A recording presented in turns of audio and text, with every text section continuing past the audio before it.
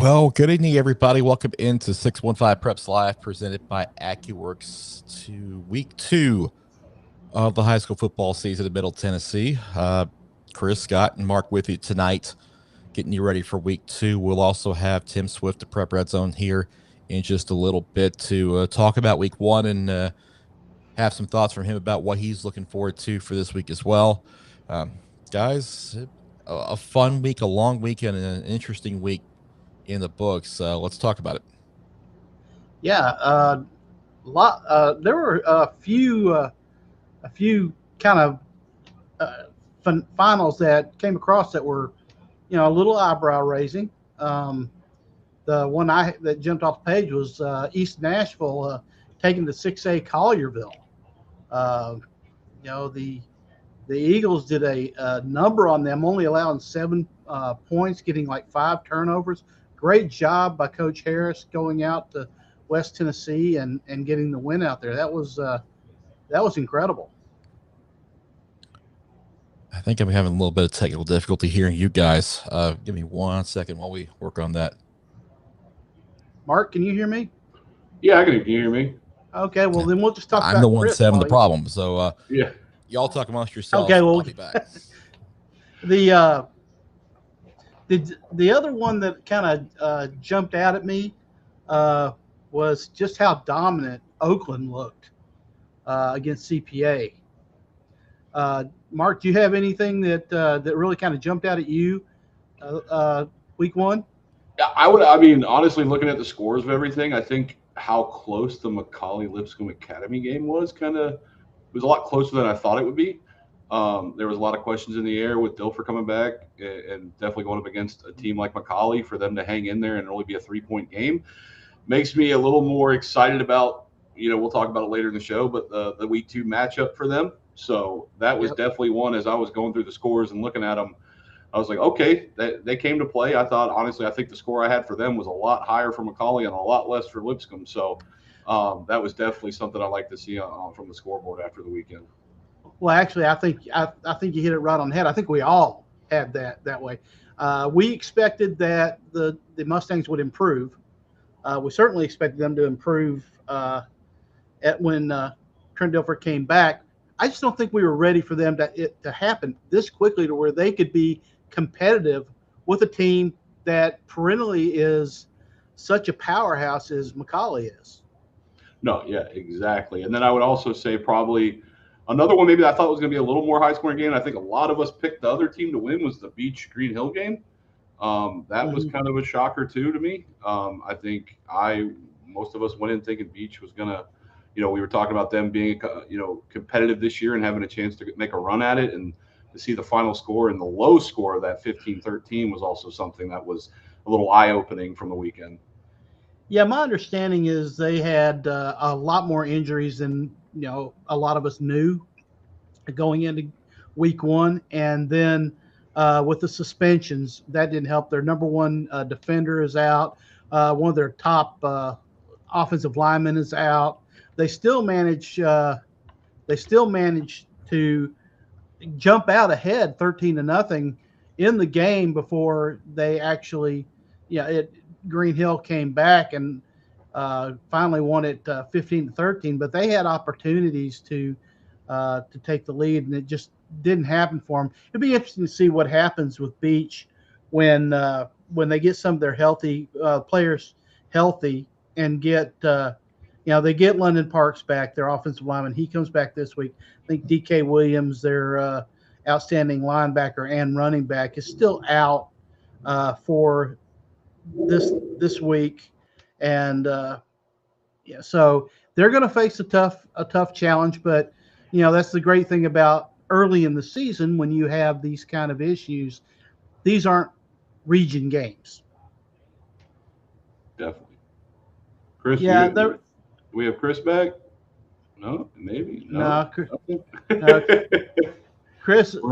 Yeah, I'm not sure what's going on. I can't hear them. I don't know if y'all can hear me or not. We hear you.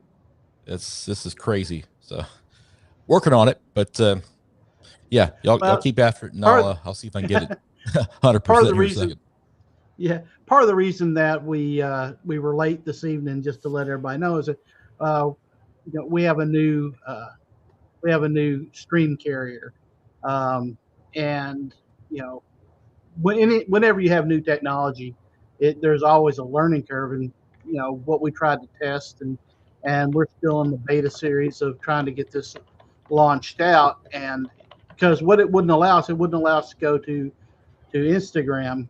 Uh, and a lot of you watch on Instagram, and for some reason it wasn't our old streaming platform wouldn't let us go there. So we're trying a new one, but like anything else, we're trying to work the bugs out.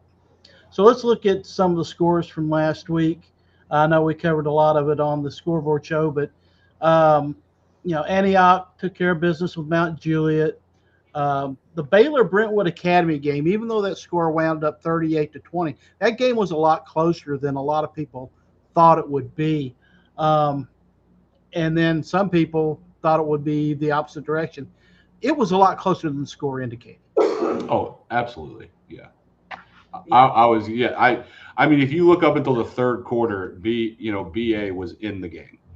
They were completely in the game. I think it was a 4-point game going into the fourth quarter, and I think you're then correct. and then DGG and everyone else just was like, okay, we're going to turn it. It's getting out of hand when you see a Manning come out on the field.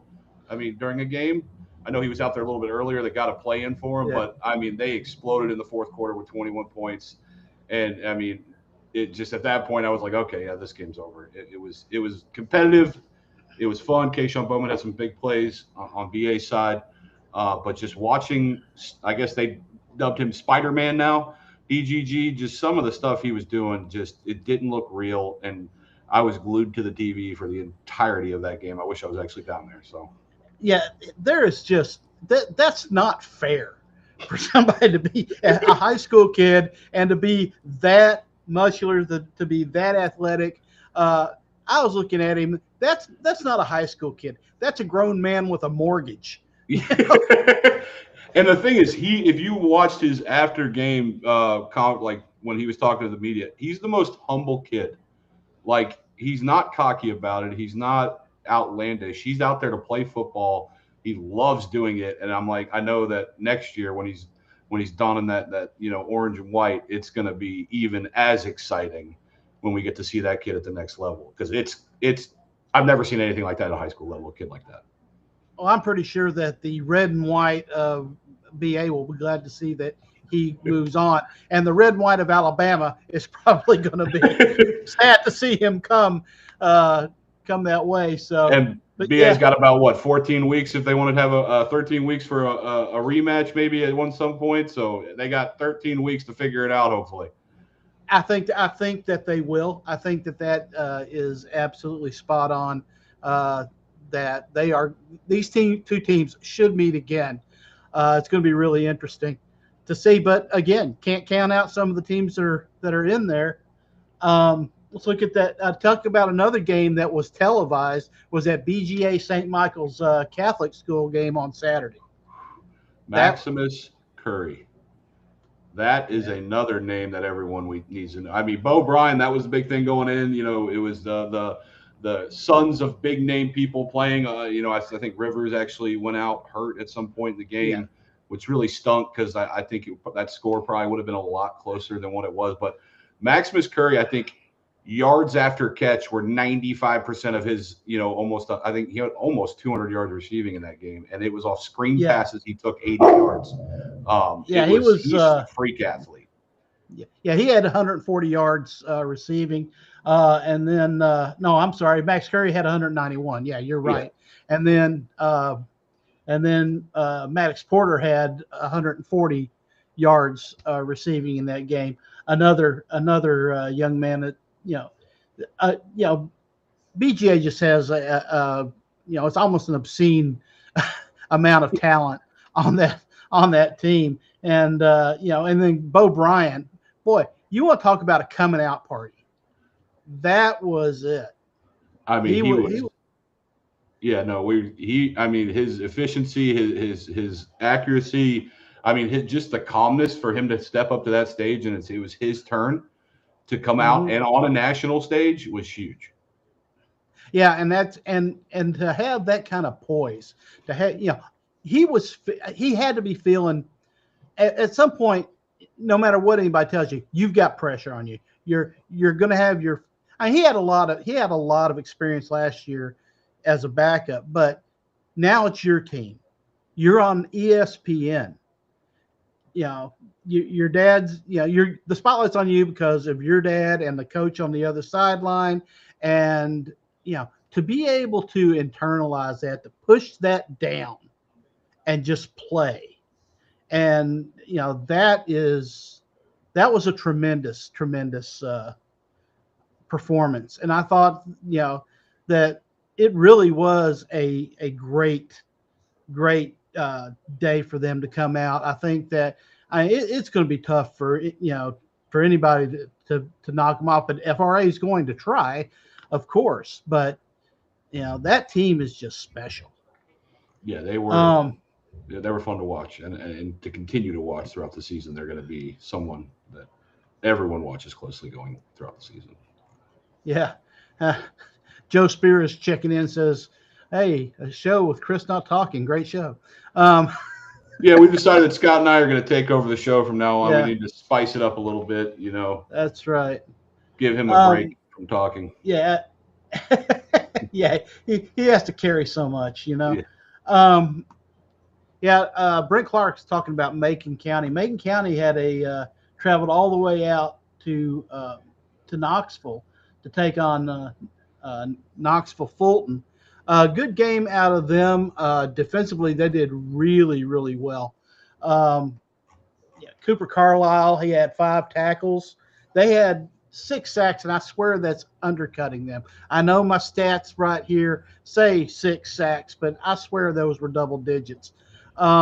Defensively played very, very well. Held the Falcons to 152 total yards. Brendan Flowers is back, but what impressed me was probably for the first time in a little while. Now, Kyle Shoulders is a wing T coach, and he's going to run that. He runs it to perfection, but he doesn't throw all that often. And I don't know whether it has just been because he wasn't comfortable or it's because of the talent he has back there. But Carter Hale, the young quarterback, the sophomore, really showed good arm strength and made good decisions with the ball. That makes Macon County very, very dangerous, in my opinion. Offensively, they are very good. Brent Clark counted 9 sacks. Yeah, I thought it was a little closer to double digits, but not according to the stats that I received. Of course, I could always go back and watch the game again, which is and this time take notes. But again, a good performance out of Macon County.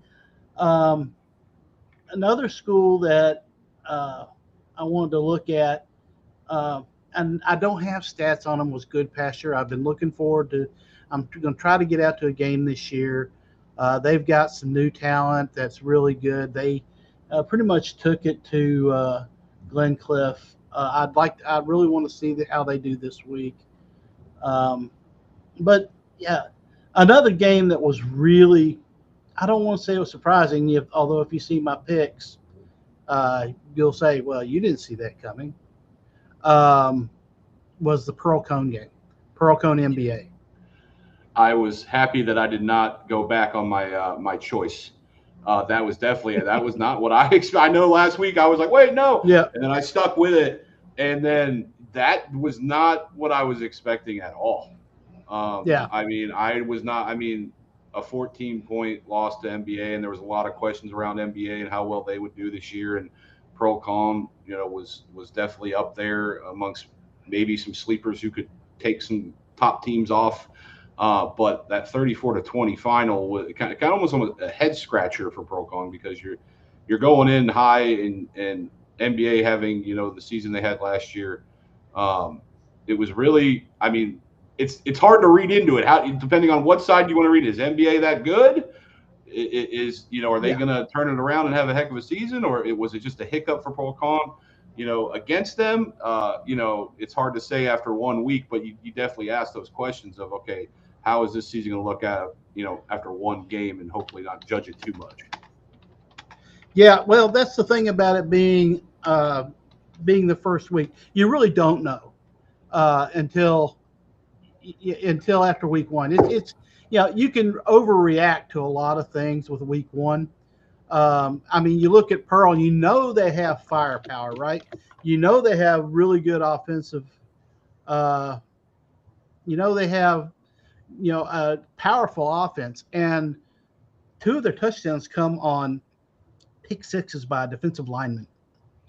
You know, they had one touchdown that was created by their offense, and that was on a fourth down, I think it's fourth and goal, and it was a great pass by L.J. Funk. Uh, but hey, look, I see Chris. But I'm sorry, Chris is typing. I'm going to attempt to talk here. I still can't Hey. hear you guys, but I am here. Just listen for my voice, Brooks, so you should be able to hear. Hopefully, it's a guiding It is light. loud enough I can hear that. So you have to. Yeah, so I can just hear what we're talking about, and then you can put your, we'll play telephone, from fair across enough. the room. Fair enough. Let's do this. Let's go ahead and get to our 3 stars of the week. If you guys haven't talked about that, We have not talked. We talked.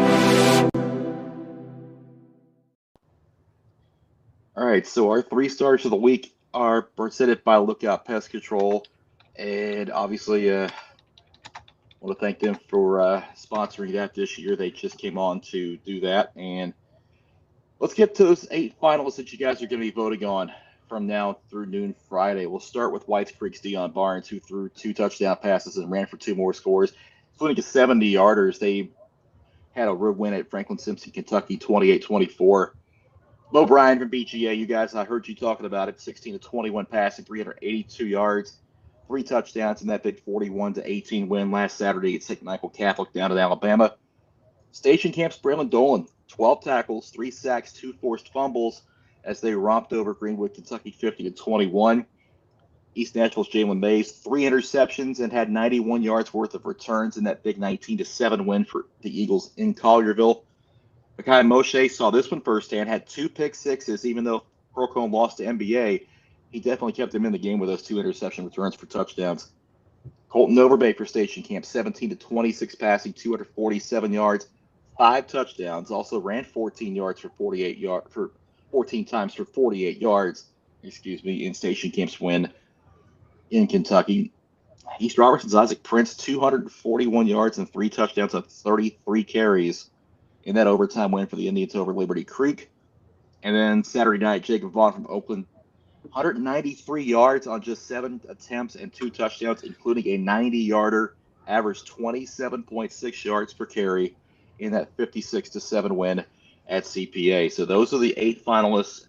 Top 3 vote getters will be our 3 stars of the week next week, and we'll have those results here on the show in a week's time. So definitely want to thank Lookout for sponsoring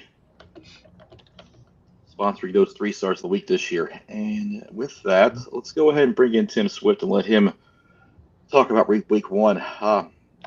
Tim, I'm not sure if I can hear you. We'll give it a shot. Good evening, though. All right, guys, how we doing? Hey, How you doing, Tim? How are you doing? I'm doing pretty good, man. How you doing? Good. This is Tim Swift, Scout with Prep Redzone, and he knows his stuff probably a lot more than we do. So, Tim, what did you take away from last week's results? I think a lot of this was defensive. Just watching the defenses play. I wrote an article on yesterday on Prep Redzone talking about just some of the defensive performances in the mid-state, and I was pretty surprised just how good some of these defensive performances were. You're talking about, like, I'm going to use this for example, Father Ryan with a big shutout over Overton. You talk about what Brentwood Academy was able to do, what Chattanooga Baylor was able to do against Brentwood Academy in the second half of that game. There were a lot of interesting defensive performances, and I think that's what stood out to me just overall across the mid-state and really across the whole state. Yeah, in a lot of these games, week 1 is always kind of difficult to tell where a team is at because it is the first game of the season. Were there any surprises to you that really jumped out? I think the biggest surprise was the East Nashville going down to Collierville. I think not that they won the game. I think they had the capability of winning the game. I think winning the way that they won it, 19-7, and forcing the 5 turnovers, and that secondary of East Nashville's might be one of the best, if not the best, in the state. And I think that was, really surprising for a lot of people who don't know. East is a 2A school with less than 400 kids going against Collierville, a school with 3,000 kids in it. So just by the pure numbers of students, you're thinking that's going to be a little bit of a mismatch. And for East Nashville to go down there and defensively dominate the way that they did with a guy in Collierville, they've got a quarterback that's committed to Iowa. So, obviously they've got a ton of talent on that offense. I just think that was a big surprise the way that they won defensively. Yeah, I agree with you. I think that it really kind of shocked me.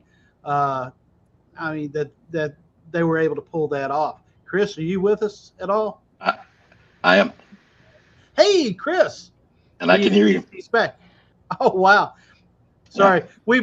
We've been having, we switched over some new technology and, we're technologically impaired. Well, it hates all of us. It's week 1 for everybody, kids. We're all just trying to get through it. It's week 1 the second time around for us. So yes, we'll chalk up to that. Yeah. What the game? I guess were you at any of the games on Friday? Yeah, I was at Davidson Academy at Nashville Christian, and that was my first opportunity to see Tate Mathis, of course, replacing Jared Curtis, and he impressed. 4 touchdowns, 3 passing, 1 rushing, and the biggest thing that stood out for me with Tate Mathis is his ability to make decisions at the last minute when there was pressure. For a guy that played a little bit last year in mop-up duty, obviously Nashville Christian had a bunch of blowouts. Right. But getting his first start as the man and his decision-making and the way he got the offense in and out of the huddle was very impressive. And I think they scored 4 out of the 5 drives and were up 34-0 at halftime and cruised to a big win in that one. Yeah, I thought that. I was thinking, boy, he has some big shoes to fill. Another one, kind of like Bo Bryan, where they get their chance to come out and show off. And boy, they seem to be able to push it down and play within themselves and play their game. And I think that's a testament not just to the player but to the coaches. Yeah, Coach Bentley obviously has that the staff, and that staff has that offensive humming. And look, everybody knows about the wide receivers for BGA, and if you don't by now, I just, if you follow high school football and you don't know about Max Porter and Max Curry, I don't know what to tell you.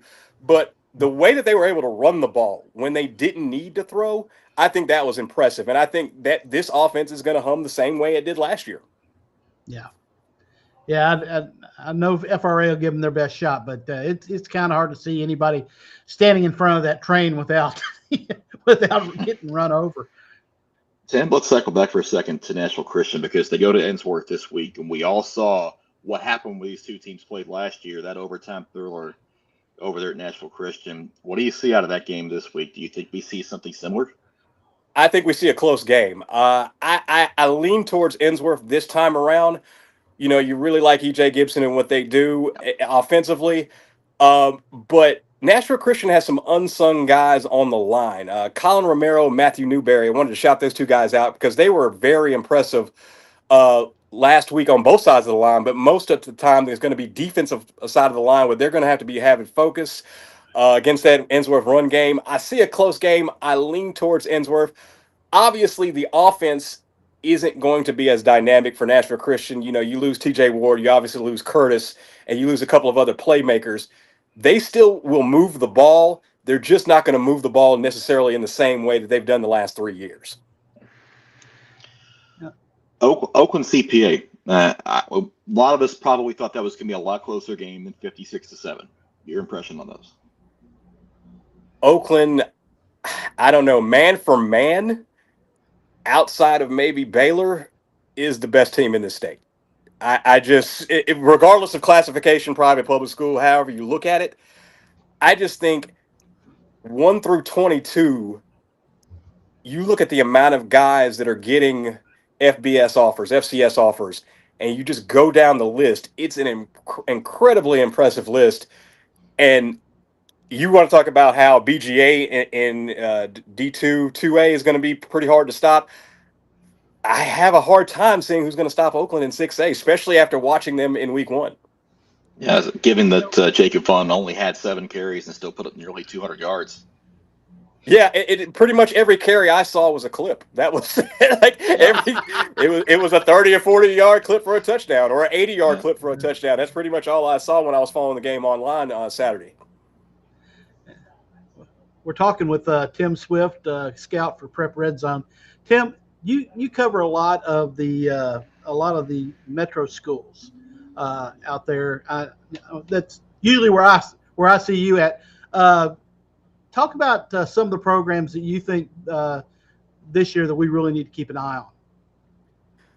I'm going to take out the obvious ones. I mean, everybody knows about what East and Pearl, and I think to a greater degree, obviously, Antioch, what they're going to do.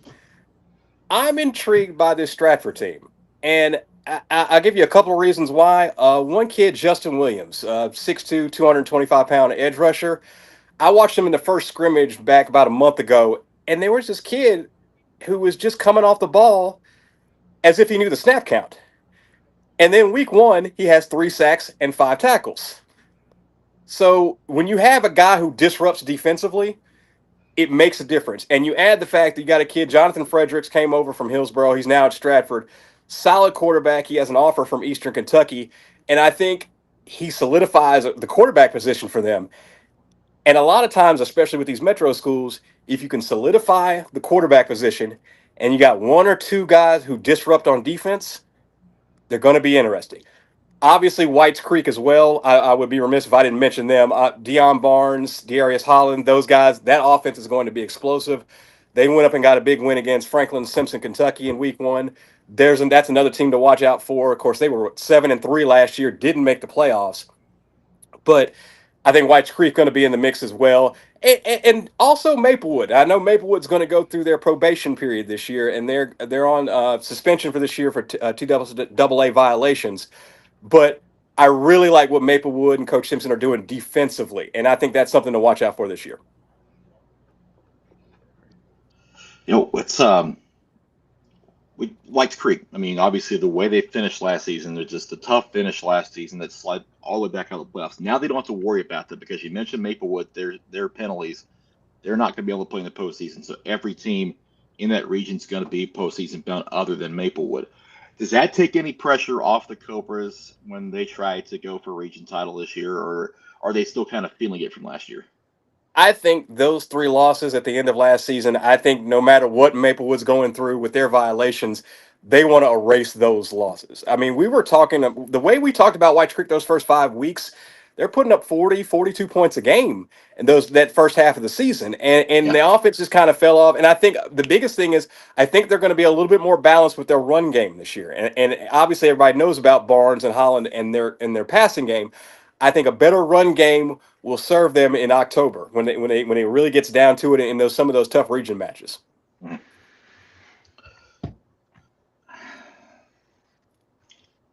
Yeah, we talk about BA coming off that loss at Baylor and how they bounced back. They've got Brentwood this week, and we'll talk about them in our picks in a little bit. But what did you see from that game the other night that stood out to you for Brentwood Academy? I think down, just procedurally, they'll have to be a little bit better. And just goes just from the penalties, and there were a lot of penalties in that game, and some of that just wasn't just about them, Baylor as well. But I just think down, getting into second and short, getting to third and short. And obviously when you're playing a team like Baylor, those things will be more difficult. But with the run game with Sanders, I think they'll be able to be a little bit more balanced. And as the season goes on, you'll see that offense humming like it did through most of last year. I don't think it's a huge cause of concern. But for BA, obviously the end goal is a gold ball in December. And, the team that you lose to 8-9 months ago, you lose to by 18 and you only lose to them by 3 in the championship game. I think internally there are causes for concern, but they have a long way to go before we get back to that rematch. Yeah, they've certainly had some explosive plays in the passing game, especially, and that's got to be good for them going forward that they can go to that when they need to. Yeah, and Keyshawn Bowman is going to make plays. Those guys, Judah Lancaster at tight end, he's going to make plays. Those guys are going to make plays. I think a lot of it was just week one. You got to clean some stuff up. And I noticed Yeah. a lot of times they were breaking the huddle with 5, 6 seconds left. And a lot of the plays were just rushed. And a lot of times that happens, that happens at the pro level, sometimes in week one, let alone at the high school level. So I just think from an offensive standpoint, there's just things that they're going to clean up. And defensively, I think they're going to need to get a little bit more pressure on the quarterback against good passing offenses. And that'll be a key as going forward. Riverdale was interesting. They looked like they were going to win that game in Knoxville Catholic, and then all of a sudden it just got ripped away from them. Yeah, that's probably if you want to talk about a team that maybe had the toughest loss in week one. That's probably it. But for Riverdale, that there was an encouraging sign that I felt like, and I watched that game actually this morning. I watched it on a replay, and defensively across that front line, they were really good. And they were really good, really the majority of that game until, like I said, a couple of things happened in the final few minutes of that game. If I'm Riverdale, I'm not worried, obviously, about the defense. Offensively, they could run the ball better, but I think again, some of this goes back to week one issues. Riverdale will be just fine, and I think they're going to win a ton of games this year. Yeah. Yeah. No, go ahead, Scott. You're good. I was going to say, yeah, it seemed like they had the game in hand, and of course they had that fumble right there, and then it set up Knox Catholic right there at midfield. But like you said, I think that truthfully, it's week one. You put that behind you. Knox Catholic has a lot of talent. They got a lot of players, I believe, in the off season too, and I think that was a tough game for them, but something they'll learn from. Yeah, if you go down the list of the roster for Knox Catholic, there are several FBS prospects across the board, and a few FCS prospects as well. So, it is no surprise that the game was that close. Let's look forward to some of these week two matchups. We've obviously mentioned Oakland. Now they're going on the road to Ohio to face a pretty talented team up there near Akron. A long road trip like that for them, what do you look for out of them to kind of build off what they did Saturday night? I think for Oakland, you're just doing the same things that got you to that big lead in the first game. You're not going to change things. Now, obviously, it's an opponent that you know a lot less about going into. And the biggest thing is you just want to get into the habits of make sure you get into the game on time. Just a lot of the things that you wouldn't have to worry about if you're playing at Riverdale or somebody in the neighborhood. Just making sure from a procedure standpoint that you've got everything taken care of from that end. And again, I don't know a ton about this team from outside of Akron, but I do know if Oakland plays the way that they played Saturday night. And the biggest thing that impressed me weren't just the long runs. Is unlike a lot of teams in week one, they played pretty cleanly. Like there weren't a ton of penalties, there weren't a ton of turnovers, there weren't a ton of just everything looked very mid-season for Oakland, and that'll be a big key for them. Yeah, it's a good point you made there. I think that the only drive they didn't score on was right there at the end of the half when they were trying to get down into position and took a sack late in that half and didn't score. And Kevin Creasy was not happy about how that unfolded, but he had a lot to be happy about after that, though, considering everything else that went down. I think one team I do want to ask both of you about is a team that we don't hear a whole lot about, and that's Montgomery Bell Academy. They had a big win over Pearl on Friday, and it just seems like that team, you don't hear a whole lot about the players that they have, but they always seem to play pretty well together. Yeah, and I think this has been a group that has been together for a while. And the biggest thing with NBA is they know who they are from an identity standpoint, just kind of the offense they run. You're gonna see a lot of quarterback runs. You're gonna see solid defensive play as far as position. You're not gonna catch them out of position as much. Now, the two defensive mistakes, the mistakes that were made from the passing game, they'll have to clean those up. But again, NBA, you kind of know who they are, and they're maybe not as talented as maybe those top end 3A teams, but again, I think the identity for them is better than some of those teams. Definitely agree with that, and the discipline too with them. We also talked about Oakland not making a lot of mistakes. NBA didn't have those either. A whole lot at Pearl Cone on Friday night, and the 2 interceptions that Moshe had, the pick sixes, were screens that he read well. But other than that, Pearl Cone's offense, they got to figure some stuff out. Yeah, the run defense for NBA was what surprised me the most. I thought Pearl Cone was going to be able to run the ball a lot better than they did. And I think, again, they'll be able to run the ball, I think, as the season goes on. But, yeah, NBA's run defense, I think, maybe is what stood out the most in week 1 for them. Yeah, it's kind of like Iceman, Chris, like you were saying. They just play. They play, don't make any mistakes, and wait for you to screw up. Yep. All right, Tim, we're going to let you go. Thanks for hopping on with us for a little bit tonight. We'll definitely do this again this season. I know we'll see you out there at some point. One of these Friday nights. Absolutely, guys. Thanks for having me. All right. Hey, Tim, let's let everybody know where they can find you. All right, Prep Redzone, Tennessee. You can find us there. Chris and the guys do a great job over there. That's where you can find me. Multiple articles a week and a game recap you'll see from me on Saturdays. Yeah, where you gonna be Friday? Friday, I'm going to be at Hillsboro. I want to see Overton and Hillsboro. I'm going to do a good old Metro matchup. So I'll be at Hillsboro on Friday night. All right. Outstanding. Looking forward to that. All right, thanks, guys. All right, thanks, Tim. All right, so definitely. Thanks for having him hop on for that little segment this evening. Obviously, my audio's back, so I can actually hear these two now. Thanks for y'all for pulling the weight while I had to figure that out. I'm not even sure what was going on. Don't do that again to me, Chris.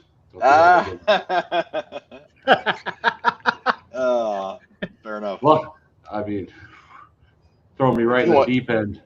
If you want to go walk the dog, we're good. Hey, it wasn't me this week, Mark. It wasn't me this week. Yeah. But hey, thank God we talked about what I knew. So I felt, Scott didn't throw me a curveball this week, so it wasn't something to put me on the spot. Looked like a deer in the headlights. So you know what, we made it through. I think that was actually the highest the show's ratings have ever been when you blacked out for 5 minutes with me and Scott talking. I see a theme here. You know what? I think we peaked. We might have to do like Mark and Scott's corner talk or something where you back off for 10 minutes and we just talk about random stuff. So I'm happy to shut up. I mean, Yeah, watch out, Mark. He does control the mute button. Yep. I have been known to use it too, but I guess I'm happy to shut up. I mean, No, please, God, don't do that again. All right, real quick, let's talk about our friends at AccuWorks who are sponsoring the show tonight. This segment is brought to you by AccuWorks, Nashville's trusted property restoration experts. Here's the thing about disasters: water, fire, storm damage, they don't wait for a convenient time, and neither should you. AccuWorks has been helping Nashville homeowners and businesses since 2006 with a team available 24/7 to respond fast when it matters most. If disaster strikes your home or business, don't panic. Call AccuWorks. Here's the numbers: 615-292-2009. AccuWorks, ready when Music City needs them. Scan the QR code on the screen and learn more at AccuWorks.com. All right, so our first batch of apologies of the year, Scott, we have to do those. So let's do those.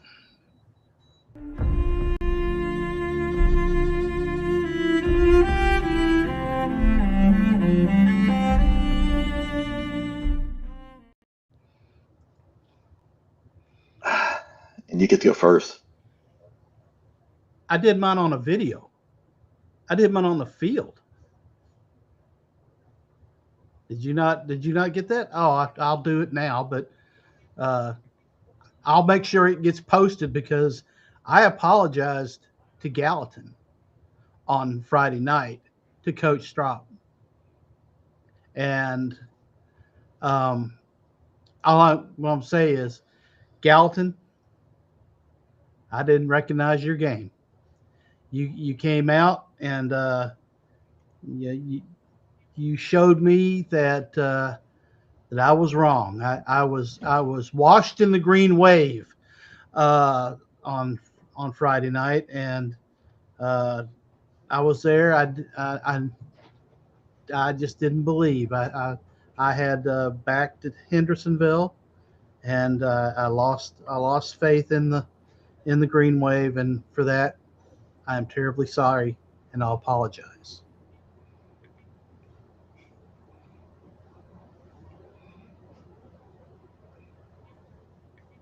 Chris? Yep, I'm here. I just wanted to play with you. I just wanted to play with you for a second. I was sitting there going, "Do I talk now?" No. I will put out. We will put out the apology to Gallatin on one of our social media channels. Excuse me. Challenges. So we're having those. Yeah. Right. But Coach was very magnanimous and gracious and didn't hurt me too bad. Yep. Fair enough. I actually had Nolensville's apology video the other night, but again, like I said, technology hates me, so I'm going to do this one more time. Nolensville, on behalf of all of us, we all got it wrong last week. We're sorry. That was an impressive win at Lebanon, and defensively, y'all were solid, and just great clutch play there in the fourth quarter to get it done when it looked like Lebanon was going to climb back in the game and possibly take it away from y'all. So, the Coach Stidham and the Knights, if I hope you're listening, we're sorry. We got it wrong. It won't happen again. I know Mark and I live pretty close to y'all, so we have no excuse. That was my apology too. So I'm just gonna. You don't even have to pan to me real quick, but that's. I feel like I've let Nolensville down for the fact that I live in Nolensville now, and not one of us picked them to win, and I now have to show face at the ballpark where a lot of kids and older brothers go to Nolensville. So hopefully they don't say anything to me. That was definitely not what I thought that they were going to win. And like you said, we all had Lebanon winning that game, and it was a really great game and some little help with some deflections with one of those touchdowns to Boswell. But it was, that is my apology. I will not hopefully do that again to the city that I call home moving forward. So, yep. Wow. Double barrel apology to Nolensville. Mm-hmm. Yeah. Well, I mean, there's not 8 of us here to do it, so they deserve at least 2. That's true. That's fair. Yeah, we ought to make Connor do his own. But I'll tell Connor to release the video for the Gallatin one. I know he's got it because I think he took it. So yeah, we'll put that out on socials probably tomorrow or so. So y'all can look for it then. All right, let's make some picks, shall we? Let's do it.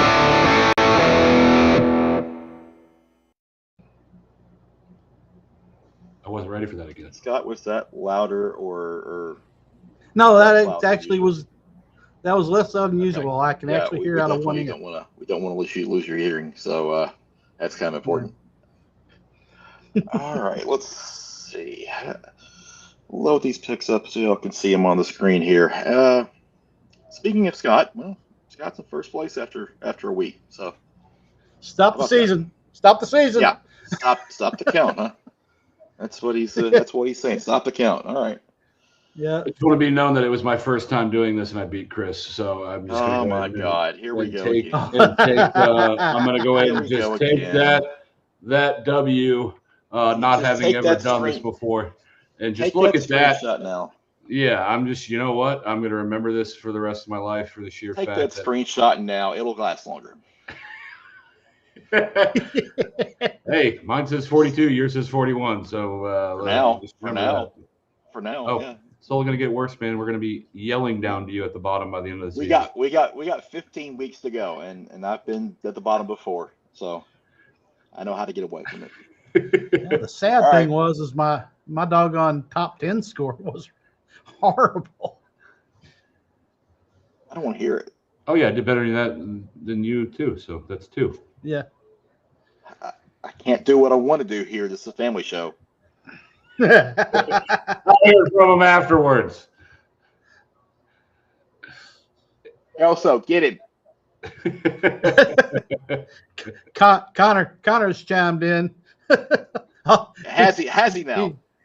Yeah. I'm not even monitoring chats now. I don't really care. You know, I just don't care. He said all he needed was 1 year. Evidently, I'm in his sights. Sure he is. Okay. Yeah, fair enough. All right. On with the picks. Let's start with tomorrow night with CPA and Pearl Cone. And Cam's going on a limb. Look at Cam. Mr. Wolf over there. Yeah. You know, both teams are coming off losses to really good teams. And CPA, they took on what may be the best team in the state with maybe the possible exception of Baylor. This matchup is really hard to pick off of the one game that they played, first game of the season. I think CPA and NBA's defenses are comparable. Maybe just Pearl's offensive bugs weren't worked out, and that's what I'm kind of thinking. But really what got me is CPA's inability to move the ball after that initial drive. So it's going to be really interesting to see. I think this game, like I said, I have the game really close, and that may be a cop-out, but I really think that Pearl's at the end of the day, I think that Pearl's offense is going to find a way. And Scott, that is a mistype. We all picked CPA. Cam picked Pearl. That one's on Connor. Oh, really? Yeah. Well, yes. We all picked CPA. We all picked CPA to win, and Cam picked Pearl to win. Okay. I was looking at going, wait a second. Connor, you had one job. You had one job, Connor. That was well. Then I was whatever going, I just said. Pretty sure I thought CP because I was trying not to judge them off the Oakland game, just because, like what Scott said, just how good Oakland is. That I thought that CPA going up against really any other team especially Pro Con, that they had a chance to win that game. That's why I was like, wait a minute. Well, now everybody knows that my notes over here reflect a CPA win. And I was sitting there going, I picked Pearl. Oh, gosh, I got to change what I'm saying. Disregard everything I just said and flip-flop. I knew I screwed up those graphics. No.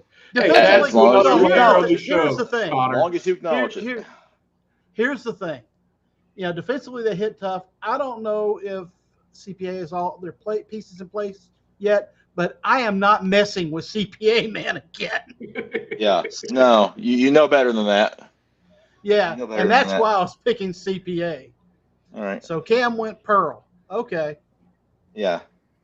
All right. Well, we're gonna have to test. Yeah. That's okay. We'll fix those, and they'll be up correctly tomorrow when all the picks are out. So just sit tight. Did he get these right? Yes, he did. Yeah. Okay. All right. All right. We've all got BA over Brentwood in this one. Mark, I'm gonna let you have the floor for your pick. Here's the thing. All right. This was a conversation that I had with somebody who was like, oh, they're probably going to put 72 up on them. And this was someone on the Brentwood High School side. A Brentwood High fan told me this, that BA would probably put 72 up on them. Someone who I can say is a reliable source, will not give names, and just part of me, knowing my background, I thought I'd add just a little, juice to it and throw that 63 number out there. If I get that right, I am going to go play a lottery ticket afterwards.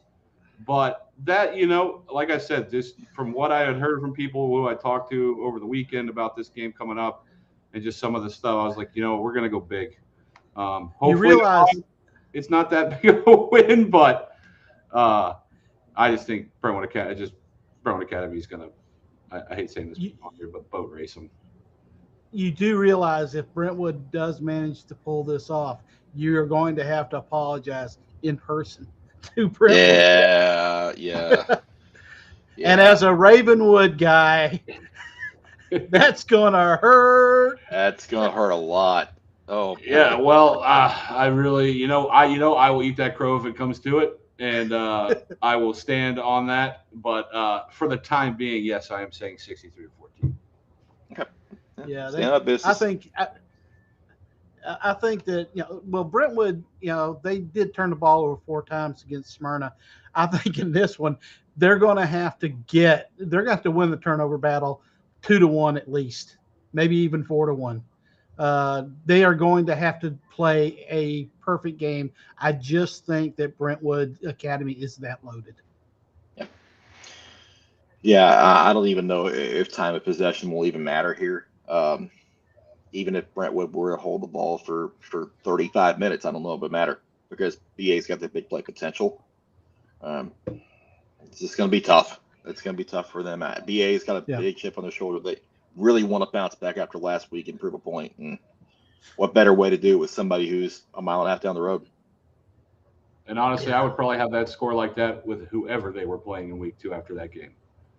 With just the chip they're going to have on their shoulder going into that game after the outing they had last weekend. So yeah, right. Yeah, definitely an intriguing one in Antioch with East Nashville coming off the big win over Collierville 19-7. They go to Antioch this year, and Cam and Scott are taking East Nashville. I don't blame them, honestly. Yeah, I mean, after that defensive show that they put on last week against the 6A Collierville team, they get 6A Antioch. This is a really great matchup. I'm going to be there because the quarterback matchup is just elite. But the offenses are so close in that they are quarterback driven. Both teams, though, would prefer to run the football. But the one thing that impressed me was the ability to shut down a potent Dragon offense to 74 yards rushing, and forcing 4 turnovers, 3 picks. The thing that troubles me in this game is that East Nashville gave up so many sacks. They've got to cut that down. I think they will, and I'm riding with the Eagles. Yeah, I think East Nashville could certainly pull that upset. I am going to roll the Antioch for the time being until somebody tells me not to, or until they tell me not to. So I'm not there, but Scott, you are there. So if they win, then we know who's apologizing for that one. Yeah. Well, I think Connor may be there. The mayor of Antioch will be there. Mayor with Antioch, me, so. yeah, he'll be there with you, but one of y'all's apologizing. It just depends on which one it's going to be. Exactly. We'll see about it. We'll see about it Friday night. Franklin to Gallatin. Josh Atkins headed back up to Gallatin for the first time since he was an assistant there. And we're a little split there too. Yeah, I tell you, after watching Gallatin last week, I came away really impressed. They have some things to need to clean up. They definitely turned the ball over. Their young quarterback turned the ball over. He threw 3 picks, but he also threw one of the prettiest fade passes that I've seen live. And this is a Franklin team that gave up 200 yards passing to Laverne and almost and 200 to KK Curtis, a receiver from Laverne. Now, Gallatin's got more than one receiver that is really good, and if he can do that, I want to see what Kayshawn Barksdale can do. Although Ryder Gregg did a great job last week for Franklin, 77% of his passes complete. I think they're going to try to run the ball with Justin Panaya, though. All right, before we go on, let's do a quick little ad read for AccuWorks. Quick fact for you. Just 1 inch of water in your home can cause up to $25,000 in damage. That's why tonight's sponsor, AccuWorks, wants you to be prepared before disaster strikes. Middle Tennessee sees thousands of storm-related property claims every year, and having a trusted restoration partner on call can save you time, money, and a whole lot of stress. AccuWorks is available around the clock. So scan the QR code on the screen now and check them out at AccuWorks.com or call 615-292-2009 and thank us later. One good thing for Mark, though, I just realized is that if Franklin can win this game, it'll be the first time they've gone 2-0 since 2014. Yeah, they haven't done that in a while. Gordonsville and Watertown. Yep. Yeah, we're all taking Gordonsville here, but that might not be a good thing for us. No, Watertown's talented. They've got really good quarterback in Garrett Davis, although he's kind of playing all over the place. I think he played a little wide receiver last week, a little running back. He definitely was quarterback. They've got a really good receiver in Carmelo Davis. Preston Whittingham also spells Garrett at quarterback. So it's going to be interesting. But, watching Gordonsville last week, those two new players they got,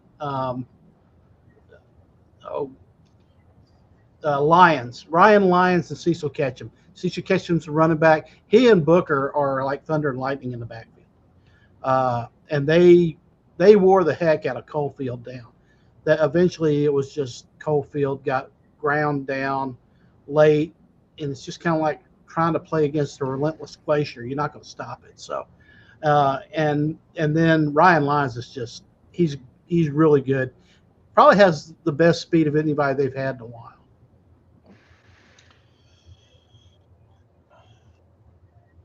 Green Hill at Page. We're all taking the Patriots this week. Yeah. Again, I mean, Page is just they're different. They've got they graduated all those linemen last year, but then they've kind of refilled it with Preston Ashmore and Caleb Coppin are still there. Austin Belsky's playing well. The playmakers are in place to keep this thing going. Of course, they have Dylan Streeter and Riley Crandall at wide receivers, Mackley at the tight end, and then, of course, the K-State commit at the quarterback. So I just think Green Hill, they're still young. They're still young, and Page is still really potent. Going to go to Ravenwood Friday night. I'll be there for that one. Lipscomb Academy at Ravenwood. This is an intriguing game considering what Lipscomb Academy did at McCauley last week. Even though it was a loss, they turned some heads. They did. This one, Mark, you got anything on this one? I mean, I kept the score. I mean, just basing it like we said at the top of the show was that was, I think, the biggest surprise with Lipscomb Academy and how close they kept it with McCauley. So, I mean, I still have Ravenwood edging them out, but I do think part of me is like, there's a chance just because of how many, like we talked on last week, graduated seniors Ravenwood have. So there's a lot of kids who need to step up. I mean, Caden Pace looked incredible last week. He's going to have a game like he did last week.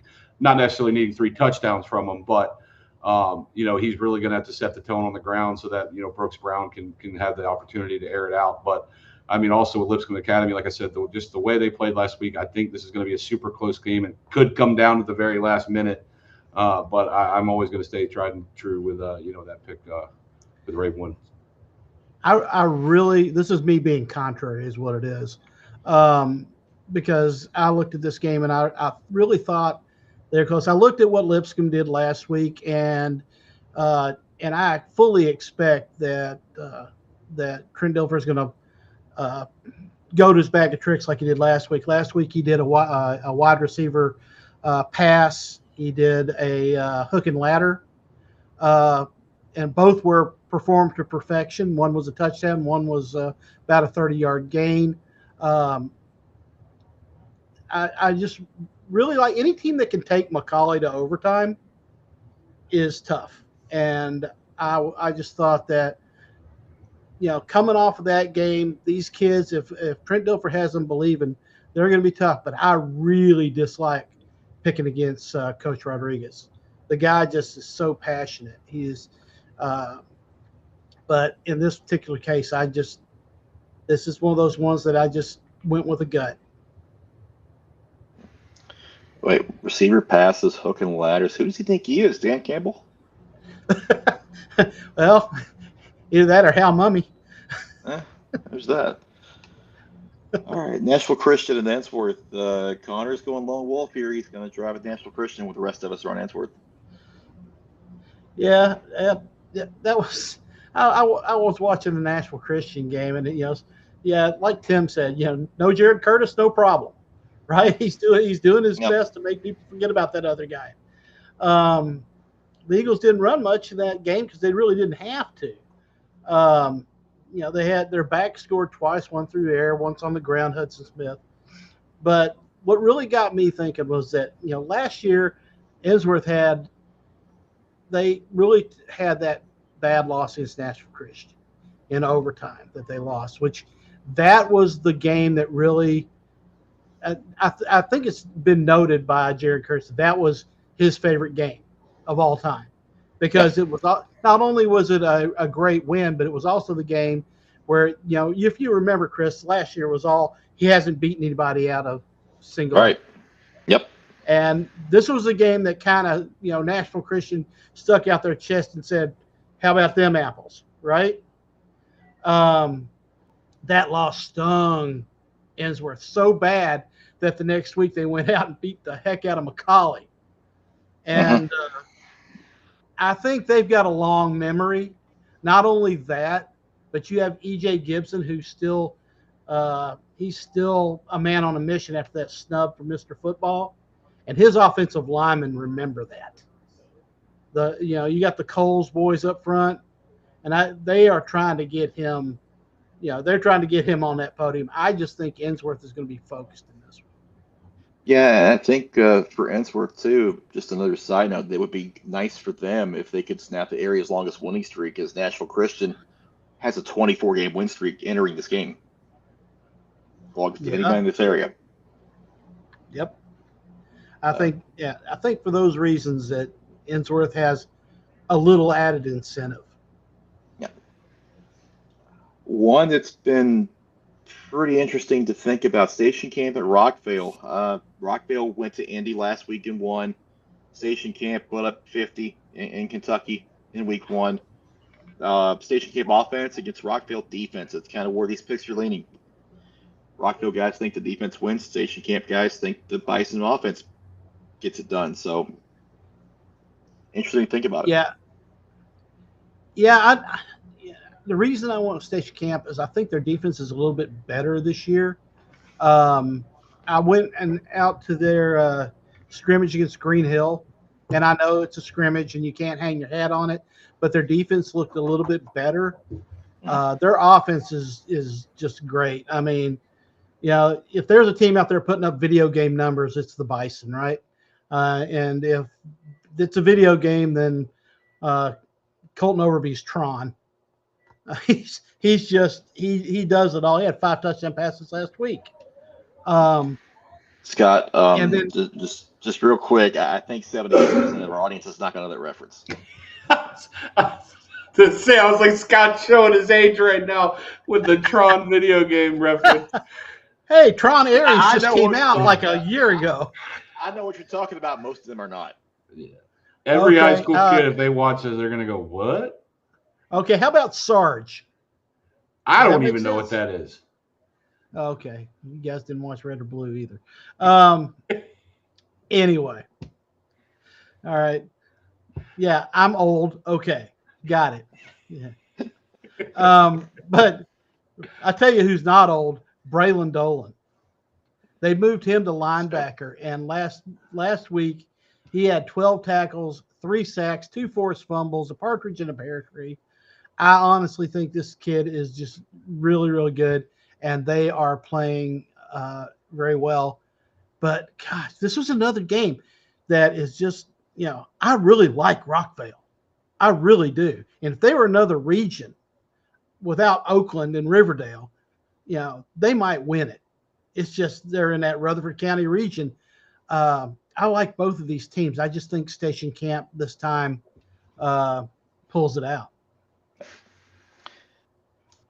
Westmoreland to Macon County on Friday night. These two rivals going to tangle again. We're all siding with the Tigers, and like I said before, that may not be a good thing.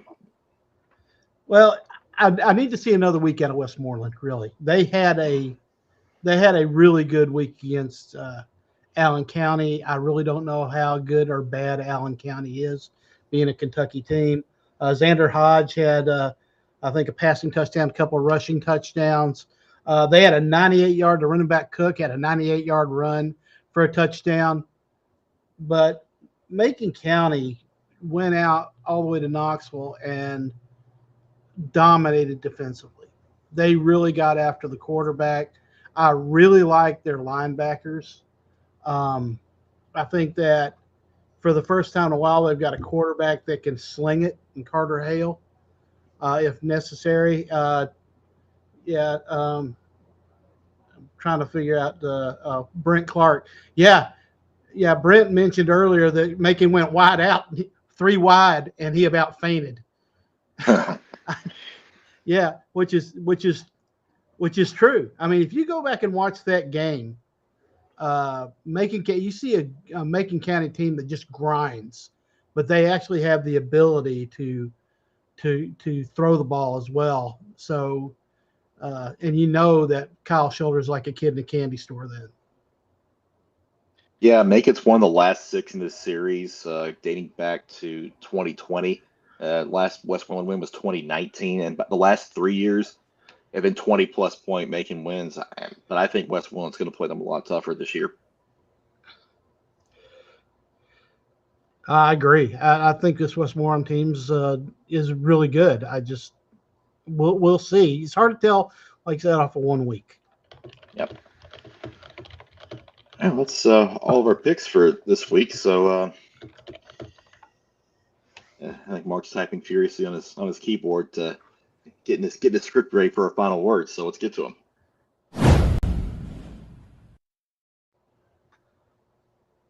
Oh, okay, it's me. Yep.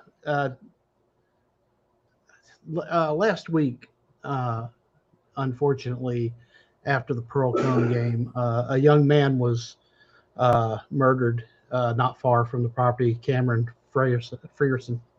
I think if I mispronounce it, I apologize. This was a good kid. It's a tragedy. My understanding is this kid that worked 2 jobs to get school clothes.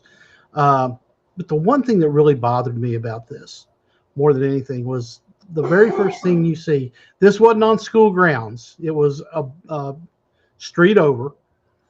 It was kind of near the ball game, and from what I understand, it was not anything to do with the game or anything else. But some of the media outlets, and I'm not talking about local, kept tying it to Pearl Cone. Pearl Cone after the game, Pearl Cone. This had nothing to do with Pearl Cone. It was guilt by location. And the last thing I want, this was a Nashville issue, not a Pearl Cone issue.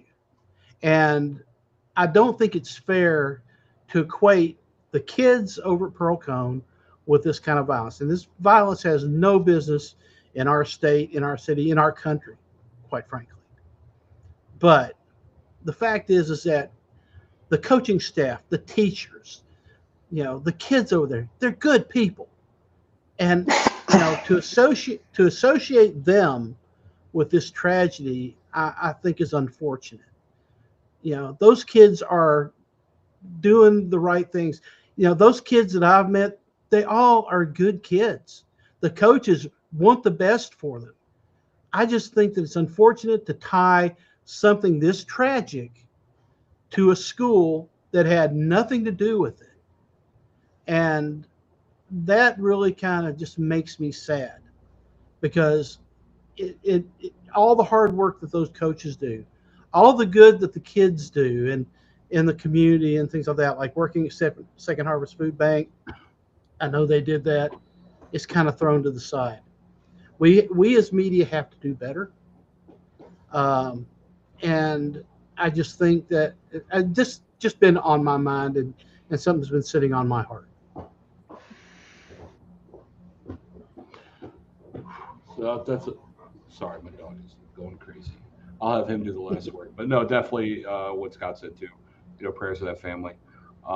That's unfortunate, just something that shouldn't happen, to be completely honest, to a kid that young. To try to lighten it up a little bit, I think.